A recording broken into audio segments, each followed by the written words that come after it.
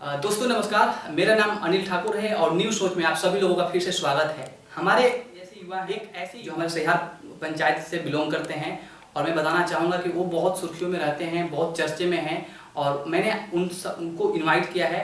बहुत सारे लोगों ने मेरे को कमेंट किया था कि पंकज ठाकुर को बुलाइए आप, इसलिए मैंने सर को इन्वाइट किया और आज उनसे कुछ चर्चा करेंगे, कुछ बातचीत करेंगे और कुछ सॉल्यूशन जानेंगे अपने गाँव के बारे में और किन किन विषय में बातचीत करना है। आप पूरा वीडियो कंप्लीट देखिएगा। तो मैं लेके चलता हूँ पंकज सर के पास। तो पंकज सर नमस्कार। नमस्कार आप सभी को। और जैसे कि मैंने क्वेश्चंस वही पूछा था सर कि आप बहुत ज़्यादा सुर्खियों में रहते हैं, फेसबुक के ऊपर बहुत सारी चीज़ें अपलोड करते हैं, तो कहीं ना कहीं राजनीतिक में आपको कितने साल हो गया और कितने टाइम से हैं इसमें? राजनीति में हमें आए हुए 7-8 महीना हुआ है।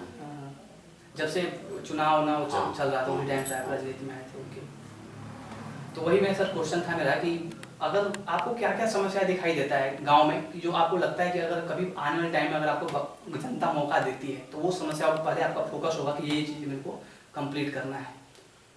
देखिए हमारे गांव में तो बहुत सारी समस्याएं हैं, मतलब मान करके चलिए तो बहुत पिछड़ा हुआ है और सभी पंचायतों से। और मेन मुद्दाओं में आपको मान करके चलिए नाली गली सबसे बड़ी समस्या है, नल जल का समस्या है और भी मान लीजिए शिक्षा व्यवस्था ठीक नहीं है हमारे यहाँ के सरकारी स्कूल की। उसके बाद आपको स्वास्थ्य उपकेंद्र जो होता है वहाँ पे भी अच्छा व्यवस्था नहीं है हमारे यहाँ। स्वास्थ्य उपकेंद्र कहाँ पे है अभी हमारे गाँव में? स्वास्थ्य उपकेंद्र शायद जहाँ तक मेरी जानकारी में आपको बच्चन सिंह के द्वार पे है। स्वास्थ्य उपकेंद्र उपकेंद्र जहाँ पे लोगों को हेल्थ वगैरह रिलेटेड सुविधाएं मिलती हैं। अभी मैक्सिमम लोगों को हमारे गांव में यही नहीं पता होगा कि उपकेंद्र हमारे स्वास्थ्य केंद्र है कि नहीं गांव में। तो कहीं ना कहीं चलो आपने एक सही चीज़ बताया, लोगों को जानकारी हो। तो वहाँ पे आपको पता है वहाँ पे क्या क्या सुविधा मिलती है या वहाँ पे बिल्कुल बस नाम के लिए एक उपकेंद्र है, कोई आता जाता नहीं है वहाँ पे? देखिए कभी कभी तो मैंने सुना है, पहले रिवर एक डॉक्टर थी, ठीक है, तो हमेशा वो चर्चा में रहता था, लेकिन शायद वो डेथ कर गई है। अब वहाँ का मैंने कोई चर्चा नहीं सुना, कोई आता जाता नहीं है या नहीं ये जानकारी मेरे पास नहीं है। लेकिन पहले चलता था, मतलब सप्ताह में 1 दिन या 2 दिन जो भी चलता हो चलता था। लेकिन अभी हाल फिलहाल का हमें पता नहीं है, ठीक है। और अभी तो हाल फिलहाल में वही आशा कार्यकर्ता लोग जो है वही लोग काम कर रहे हैं। लेकिन पहले यहाँ पे एक रिवर है डॉक्टर थी जो पहले आती थी। तो उपकेंद्र में सुविधाएं क्या क्या मिलती है लोगों की, जानकारी है आपको? माने कि वहाँ पे जो किसी का अगर हेल्थ खराब हो गया, कुछ भी दिक्कत अगर होती है तो वहाँ पे सुविधाएं क्या क्या होनी चाहिए? इस तरह की तो इमरजेंसी व्यवस्था वहाँ पे थी नहीं, मतलब यही जो नवजात शिशु हुआ मान लीजिए उसका सुई हुई या टीकाकरण अभियान, यही सब सारी सुविधाएं थी जहाँ तक हमें जानकारी है। अच्छा, ओके सर, एक सिंपल सा क्वेश्चन है आपसे कि जैसे कि अभी हमारे गांव में ये आंगनबाड़ी केंद्र वगैरह बहुत सारे हैं, लेकिन बहुत कम लोग आंगनबाड़ी में पढ़ने के लिए जाते हैं, चाहे जो सुविधाएं हैं वो कहीं ना कहीं मिल नहीं पाता है इन लोगों को। तो इसके ऊपर क्या बताना चाहेंगे? आपका तो कहना मतलब बिल्कुल सही है, लोगों को सुविधाएं नहीं मिल पा रही है। हमारे यहाँ की जनता जो है वो जागरूक नहीं है, कोई किसी के ऊपर क्लेम नहीं करना चाहता है कि भाई मतलब वो मेरा गोतिया है, देहात है, या चाहे जो भी हो, जिस तरह की सुविधा वो हमको उससे क्या लेना देना। तो मेन है हमारे अंदर की जागरूकता। जब तक हम जागरूक नहीं होंगे, अगर हम जागरूक होंगे तो हमारा हक देने से नहीं रोक सकता है, ठीक है। लेकिन गलती हमारे अंदर है कि हम जागरूक उस पर नहीं है, ठीक। तो वो भी अपने जैसा उसका काम मन कर रहा है, अपना मनमानी कर रहा है। लेकिन जिस दिन हम जागरूक हो जाएंगे उसकी मनमानी बंद हो जाएगी। बिल्कुल। अभी आपने बताया नल जल के बारे में, तो नल जल अभी हमारे गांव में मैं जहाँ तक समझता हूँ कि मैक्सिमम घरों में नल जल चला गया है। तो अभी आप कहाँ पे नल जल की व्यवस्था नहीं है, क्योंकि आप गाँव के भ्रमण करते हैं? नल जल की व्यवस्था तो इस तरह हमारे पंचायत में 3 सालों से वार्ड नंबर 10 और वार्ड नंबर 5 बंद था। अभी उसमें काम चल रहा है, आज 6 महीने से लगातार काम चल रहा है। हमने कंप्लेन किया था, बहुत कुछ सुधार भी हुआ। और एक 11 नंबर वार्ड है जिसका पानी सबसे ज़्यादा चलता है और सबसे सटीक पानी मिलता है। आप जब भी खोजिएगा, मतलब पूरे सहिहार पंचायत में सबसे उसकी सुविधा अच्छी है 11 नंबर वार्ड की। और बाकी जगह भी ठीक है, लेकिन अभी 6 नंबर वार्ड में भी हमको लगता है 50 से 60 घरों में पानी नहीं जाता है। जैसे मैं आपको धोबी टोला है, लोहार टोली, गोंड टोली कोहार टोली, इन जगहों पर पानी नहीं जाता है। चालू ही नहीं करते हैं वो लोग? नहीं, मतलब चालू होता है ठीक है, लेकिन पानी एरिया बड़ा है या चाहे जो कुछ भी कारण है, आधे एरिया में ही पानी रह जाता है, आधे एरिया में पानी नहीं जाता है। अब उसकी क्या दिक्कत है वो पता नहीं है, लेकिन उस पर भी हमने कंप्लेन किया है, कुछ समय लगेगा, काम वहाँ भी हो रहा है। और यही नहीं, अभी और सुनिए। पंचायत का भ्रमण किया था। दूल्हापुर में एक 4 नंबर वार्ड है, किसी पाठक जी का है, वहाँ भी 70 से 75 घरों में पानी नहीं जाता है। मतलब शायद वो जो घर हैं वो ऊंचाई पे हैं। और हमारे यहाँ सबसे बड़ी प्रॉब्लम ये हो गई है कि लगभग मतलब मान लीजिए 13 वार्ड में 13 टंकी है, तो हमको लगता है कि 7 से 8 टंकी जो है, सारा टंकी का बोरिंग जो है, मतलब व्यवस्था जो है गड्ढे में है, जिस कारण ऊंचाई वाले क्षेत्र में पानी नहीं पहुंच पाता है। मेन इसकी समस्या ये है, पानी न जाने की मेन समस्या ये है। हाँ, क्योंकि एक रीजन ये भी हो सकता है, जैसे कि आप बता रहे हो गड्ढे में है, तो वहाँ पे जगह भी वहीं पे होगा। हाँ। बीच में गांव में जगह तो है नहीं कि लोग कोई अपना टंकी गड़वाएगा, तो कहीं ना कहीं ये तो एक गवर्नमेंट की मजबूरी थी कि वहाँ पे गाड़ना हाँ, जो भी हो। लेकिन जो इंजीनियर आए थे पाइप डालने के लिए, कहीं ना कहीं उनकी टेक्निकल कुछ ऐसा उनको करना चाहिए था जहाँ की लोगों के पास आसानी से पानी पहुँच पाए। चलिए कोई नहीं सर, अभी मैंने 1-2 पोस्ट देखा था आपका इसके फेसबुक के ऊपर आपने डाला था, जो कि बारिश हो गया था तो बहुत ज़्यादा पानी लोग निकाल रहे थे। ऐसा समस्या कहाँ है अभी हमारे गाँव? हमारे गांव में सहिहार पंचायत में वार्ड नंबर 10 नट टोली है। नट टोली। अच्छा। तो जहाँ पे वहाँ पे जो है कि वहाँ हमको लगता है 200 से 250 आबादी है उन लोगों की, पूरा वो नट जाति के ही है। तो वहाँ से जो रास्ता जाता है वो हमारे मध्य विद्यालय सहिहार तक जाता है, जिसको मान लीजिए हम लोग शिक्षा का मंदिर भी कहते हैं। तो मैंने जैसा आपको वीडियो में दिखाया था, प्रतिदिन 500 से 700 लड़के पढ़ने जाते हैं, और वो उसी नर्क को क्रॉस करके पर डे वहाँ पे पढ़ने जाते हैं। 18 से 20 मास्टर भी हैं, मैडम सर जो भी हों, वो लोग भी उसी रास्ते से जाते हैं। नारायणपुर आने जाने के लिए भी मेन रास्ता वही है, सारे लोग उसी रास्ते से आते जाते हैं। हमने वीडियो साहब से भी कंप्लेन किया था, हमको लगता है कि 1.5 महीने के आसपास कंप्लेन किए हो चुका है, लेकिन अभी तक मतलब कोई खास उस पर सुनवाई नहीं हो पाई है। तो मैंने वीडियो बनाया था, वीडियो साहब से कंप्लेन करने के बाद कोई एक्शन नहीं हुआ, तो मजबूरन हमें वीडियो बनाना पड़ा। तो हमको लगता है कि लगभग वहाँ का नली और गली जो है 2.5 लाख रुपए का रोड है और 2.5 लाख रुपए का नाला है, 5 लाख रुपए की लागत से बना है। लेकिन हमें लगता है कि वहाँ के किसी भी जनता को उस रोड से या नाले से कोई फायदा नहीं है। अब मतलब उस वहाँ के मतलब एस्टिमेट बनाने वाले जुई साहब हैं, उन्होंने भी बिना वेरिफिकेशन किए ही काम कर दिया, क्योंकि उन लोगों का घर जो है 2.5-3 फीट नीचे है और रोड 2.5-3 फीट ऊपर हो गया है। तो स्वाभाविक है कि उनके घर का पानी रोड में निकलेगा नहीं, जिस कारण उन लोगों को आए दिन बरसात, यहाँ तक कि भी मान लीजिए नॉर्मल यूज में भी नहाने खाने का भी पानी, घर में गड्ढा वो लोग मारे हुए हैं, नहाने खाने का भी पानी जो है बाल्टी में निकाल करके और फिर उसको बाहर रोड पे फेंक देते हैं। तो रोड पे पानी लगेगा तो रोड तो खराब होगा ही, रोड पे फेंक देते हैं। उन लोगों का पानी निकलने का समस्या नहीं है। बिल्कुल बिल्कुल। नाला और रोड बनाने से पहले उन लोगों के पानी निकलने के समस्या का समाधान करना चाहिए था। बिल्कुल नहीं सर, एक समाधान, सबसे अच्छा समाधान ये भी है हमारे गाँव में, अगर सोखता हर व्यक्ति बनवा ले अपने घर में पानी सोखने के लिए, तो इससे अच्छा समाधान कुछ नहीं है जहाँ तक मैं समझता हूँ। तो मैंने वीडियो साहब को इसके बारे में लिख करके दिया था कि नट टोली और नोनिया डेरा भी आप रोकते होंगे, वहाँ भी समस्या है। हम 200-250 लोगों से साइन भी करवाया था, आवेदन ऑलरेडी हमने दिया था, बट अभी तक कोई रिस्पॉन्स नहीं आ पाया। ठीक है। और जहाँ तक कुछ लोगों से हमें पता चला था कि हमारे यहाँ के मुखिया प्रतिनिधि जो रामाजी उपाध्याय जी हैं, उन्होंने बोला था कि दुर्गा पूजा या बरसात बाद हम काम लगाएंगे। हाँ, अगर सोखता बन जाता है तो बहुत बेटर रहेगा, 2-4-5 साल का छुट्टी हो जाएगा, सबके घर में बन जाएगा। और उन लोगों के यहाँ तो गाड़ी आने जाने का सुविधा भी है, नगर पालिका की गाड़ी आएगी, सोखता सफाई करके लगे चली जाएगी, हर हमेशा के लिए परमानेंट उन लोगों का समाधान हो जाएगा। बिल्कुल। लेकिन मैंने शायद हमको लगता है कि मतलब मेरे अनुसार, कंफर्म नहीं हूँ, लेकिन मेरे अनुसार जहाँ तक लगता है कि फर्स्ट वीडियो मैंने 28 अगस्त को बनाया। यही नहीं, अभी और सुनिए। 1 महीने हो चुके हैं, लेकिन उन लोगों का कहना है कि मुखिया जी हमारे यहाँ हाल चाल से निकलेगा, क्या समाधान होगा नहीं होगा। मैंने इस विषय में ग्राम सेवक साहब से भी संपर्क किया था, लेकिन उन्होंने बोला कि मेरे पास 6-7 पंचायत है, हमारे पास इतना समय नहीं है। जी साहब से भी हमने संपर्क किया था, लेकिन किसी से कोई सही मतलब समाधान नहीं मिल पाता है। और हमारे प्रतिनिधि लोग जो हैं रामानुज उपाध्याय और उनके दोस्त विनय उपाध्याय लापरवाह हैं। मतलब जो भी है जानते हैं, मतलब हमको आपने जैसा कि बताया है कि एक बार के बाद सहिहार पंचायत में कोई दोबारा आज तक नहीं बना है। हाँ। तो हमारे प्रतिनिधियों की जो मानसिकता है पहले से बैठी हुई है कि एक बार बन गए, इसके बाद अब हमें नहीं बनना है। इस बार जो कमा लेना है या जो बचा लेना है इसी बार बचा लेना है, अगले बार हम आने वाले सत्ता में नहीं है। तो मेन यहाँ पे ये रीजन पड़ता है। अगर हम अपनी सोच को बदलेंगे तो जरूर है कि दोबारा हम किसी भी चुनाव में आ सकते हैं, ठीक। लेकिन जब हमारी मानसिकता में पहले से ही हम हिम्मत हार चुके हैं कि एक बार के बाद हम दोबारा नहीं आएंगे, तो हम काम भी उसी अनुसार करेंगे। कि काम अगर मान लीजिए हमने 100 रुपये का काम किया है तो हमको 40 रुपया खर्चा करके 60 रुपया बचाना है। तो अब जनता जागरूक हो चुकी है, पहले जैसा है नहीं, ठीक। तो अगर हम कटौती करेंगे तो जनता भी हमारे साथ कटौती करेगी, ये स्वाभाविक है। बिल्कुल बिल्कुल। सर एक चीज़ पर एक क्वेश्चन बड़ा सिंपल सा है, जो हमारा शिक्षा व्यवस्था है, गवर्नमेंट स्कूल जो हमारा है, वहाँ पे कोई मेरे को बता रहा था, जानकारी मिली थी कि वहाँ पे ये बन गया, क्या बोलते हैं, पुस्तकालय। जी जी।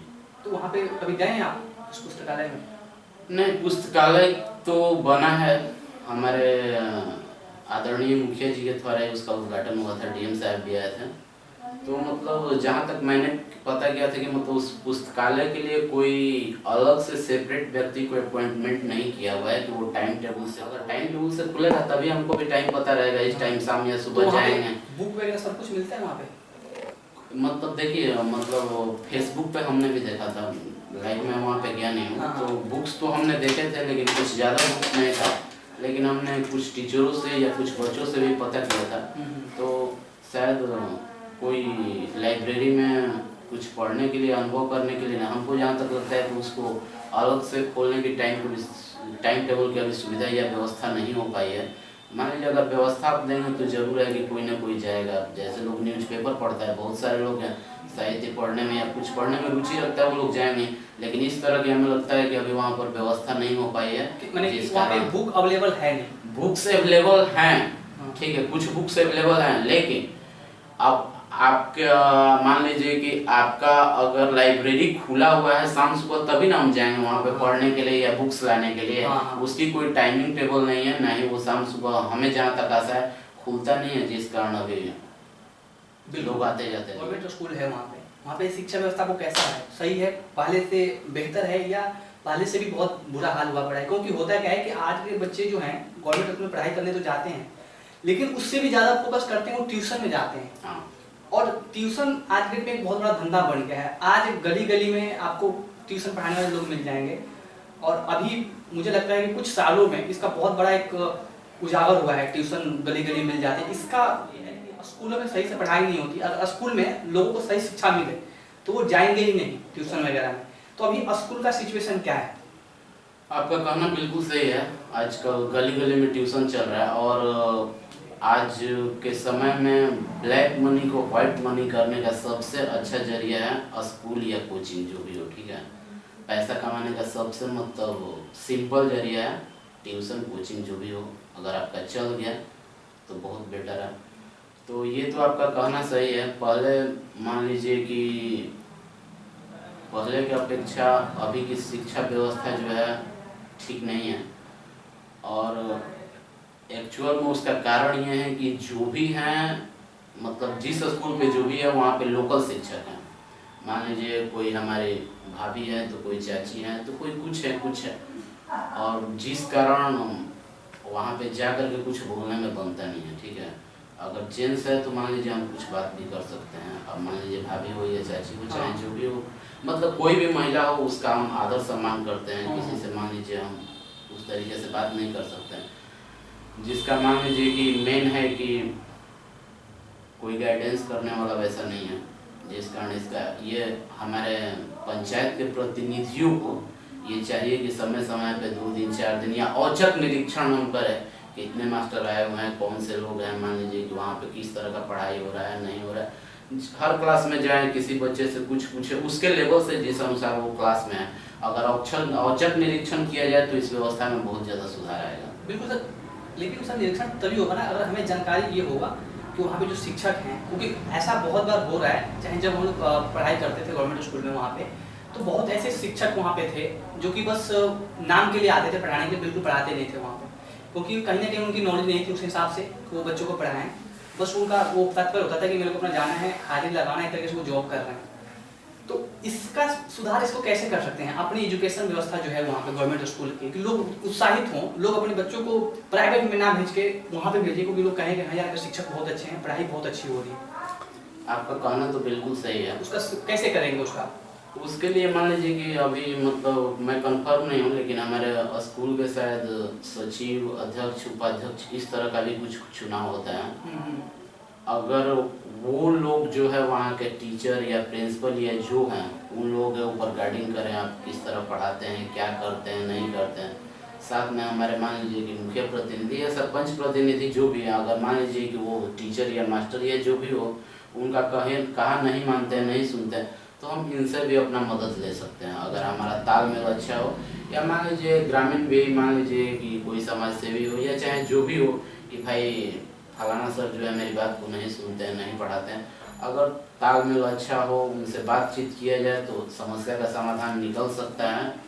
कि भाई आप पैसा लेते हैं पढ़ाने के लिए, आप अच्छी तरह से पढ़ाइए। मान लीजिए कि अगर शिक्षा व्यवस्था दुरुस्त हो जाएगा तो न किसी को प्राइवेट स्कूल में जाने की जरूरत पड़ेगी, ना ट्यूशन की जरूरत पड़ेगी। बिल्कुल बिल्कुल। कितनी जगह ऐसा है कि सेम वही सरकारी शिक्षक स्कूल में टाइम पास करता है और वही सरकारी शिक्षक प्राइवेट में अपना कोचिंग खोल करके और बहुत ज़बरदस्त तरीके से पढ़ाता है और बहुत ज़बरदस्त तरीके की उसकी कमाई है। अगर वो शिक्षक सेम उसी स्कूल में जिस स्कूल से वो पैसा लेता है वहाँ पे अगर अच्छी तरीके से पढ़ाने लगे तो इस तरह की समस्या हमारे मान लीजिए विद्यार्थियों या बच्चों के साथ उत्पन्न नहीं होगी, अलग से हमें खर्चा नहीं करना पड़ेगा। बिल्कुल सही बात है।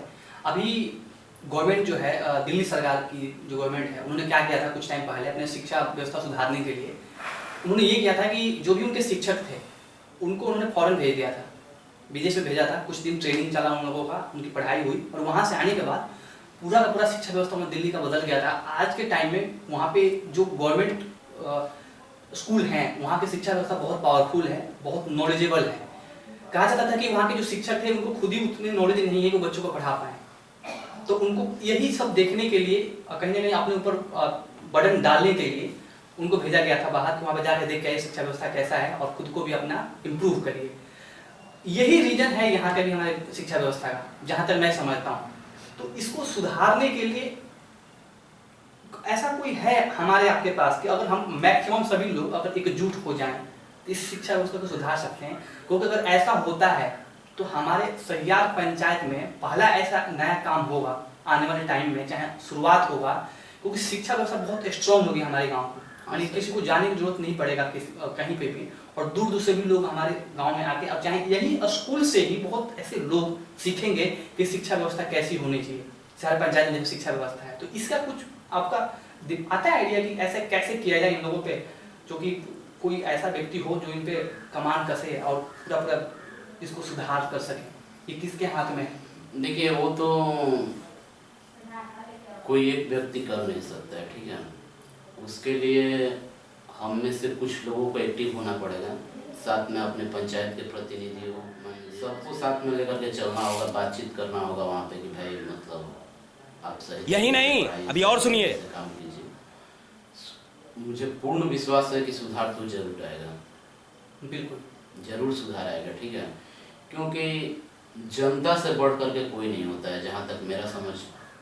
जनता का निर्णय जो होता है सर्वोच्च निर्णय होता है, जनता से बढ़ करके कोई नहीं। जनता के पास ही वो पावर है कि आपको रोड पे भी ला देगी और जहाँ चाहेगी वहाँ आपको पहुँचा सकती है। बिल्कुल बिल्कुल सही बात है। सर एक क्वेश्चन और है, बड़ा सिंपल सा क्वेश्चन है। क्वेश्चन ये है कि अगर मैक्सिमम सभी लोग हमारे गांव के जिनके बच्चे वहाँ पढ़ने के लिए जाते हैं, आते हैं एक दिन के लिए, वन डे, चाहे बच्चे भी अपने घर वालों से बोले कि हमें नहीं जाना स्कूल, चाहे जो भी समस्या है, कहीं ना कहीं इसका सोल्यूशन अच्छे तरीके से निकाला जा सकता है। लेकिन अब सर आते हैं रोजगार के ऊपर बातचीत करते हैं थोड़ा बहुत। अभी हमारे गाँव में जो भी प्रतिनिधि हैं जो कहीं ना कहीं किसी न किसी तरीके से जीते हुए हैं, तो उनके हाथ में कुछ रोजगार है कि नहीं है, या वो ऐसे ही?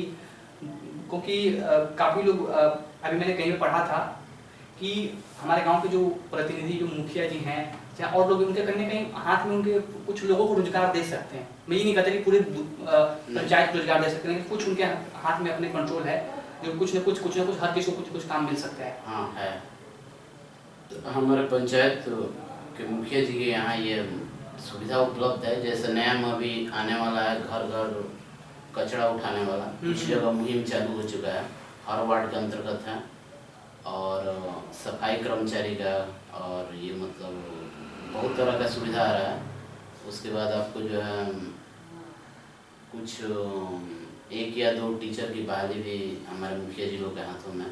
तो इस तरह की बहुत सारी सुविधाएं हैं जिसका हमें भी गहन से अध्ययन करना पड़ेगा, लेकिन इन लोगों के हाथ में है कि कुछ लोगों को ये रोजगार दे सकते हैं। यानी कि 50 से 100 लोगों को रोजगार दे सकते हैं ये लोग? हाँ दे सकते हैं, आराम से दे सकते 50-100 लोगों को काम दे सकते हैं रोजगार दे अगर ये लोग चाहें और हाँ। उसके ऊपर अच्छे से जानकारी है तो। हाँ, जानकारी है हर तो किसी दे के सकते हाथ में है।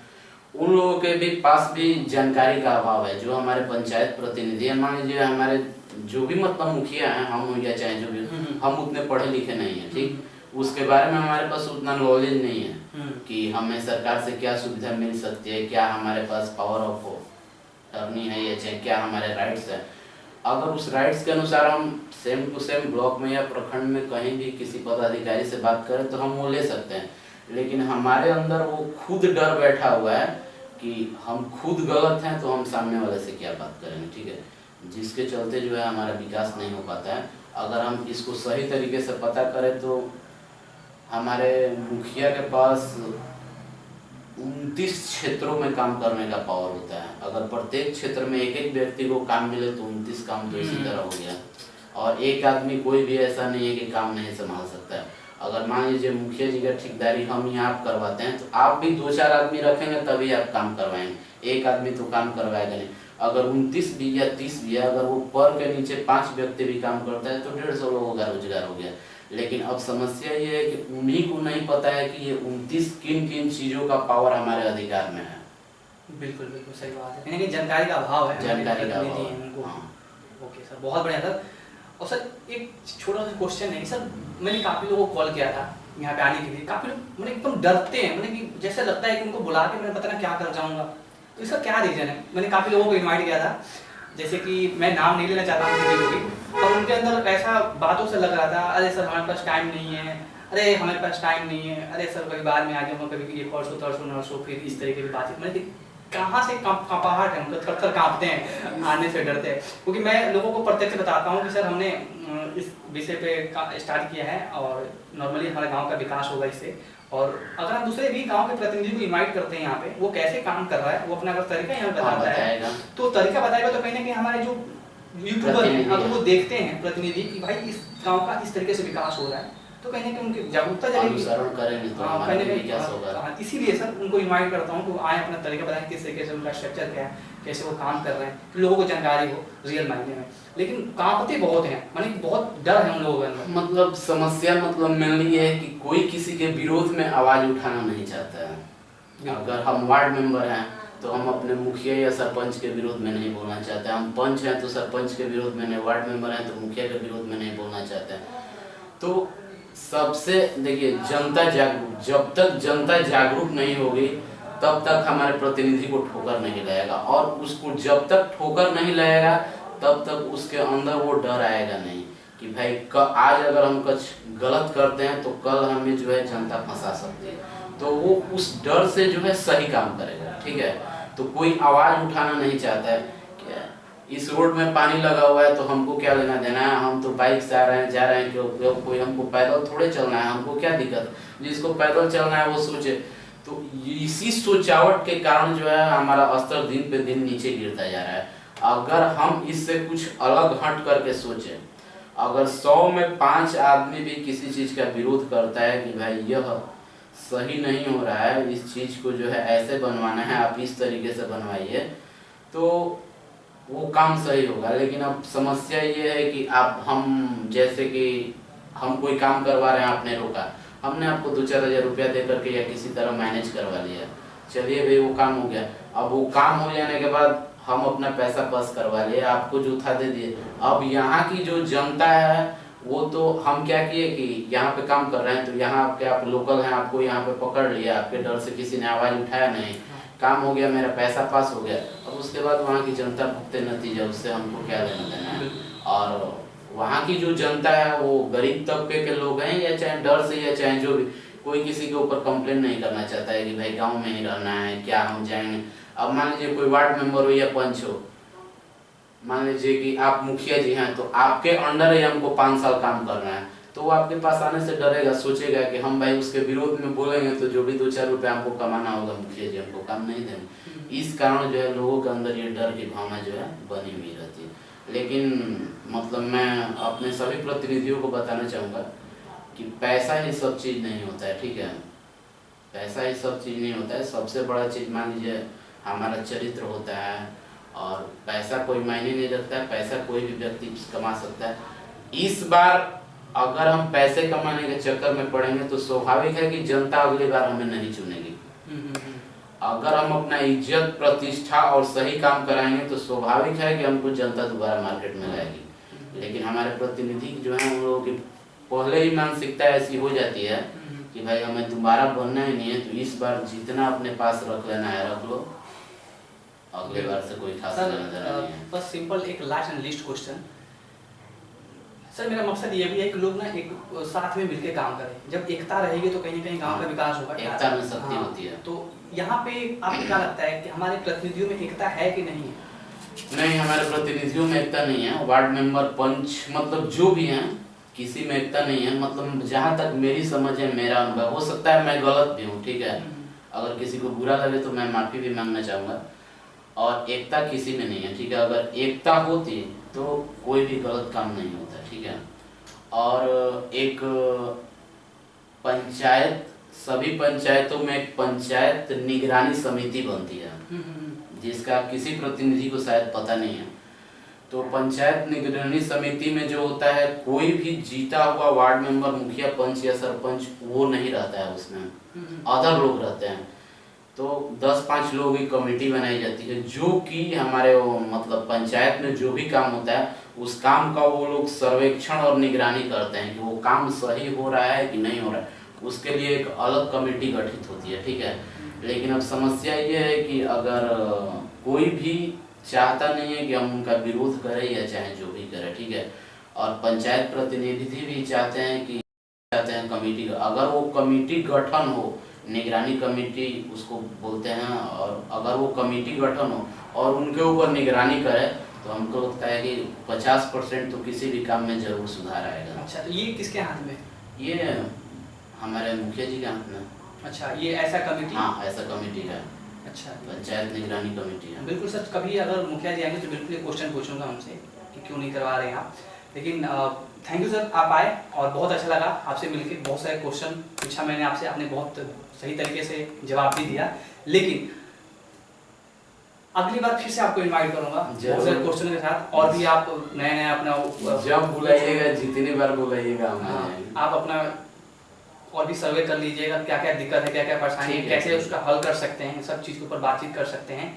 और थैंक यू सो मच। आप लोग के बीच में जैसे पंकज ठाकुर जी थे, और मैं बताना चाहूँगा कि पंकज ठाकुर जी बहुत एक ऐसे व्यक्ति हैं, बहुत हम्बल व्यक्ति हैं, जो कि सर को मैंने बुलाया और एक बार में ही आ गए थे।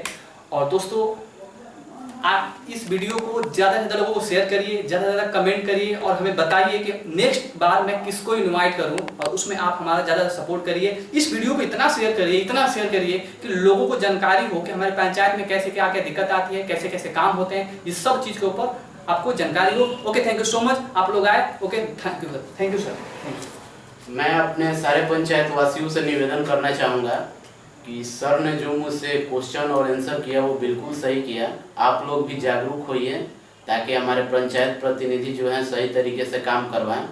और मैं इनसे कहना चाहूँगा, आप जब भी बुलाएंगे हम चले आएंगे, ठीक है। और इस सभी के साथ मैं आप सभी को प्रणाम करना चाहूँगा। अगर किसी के बारे में मैंने कुछ गलत बोला हो तो मैं उससे क्षमा मांगना चाहता हूँ। Okay, thank you sir.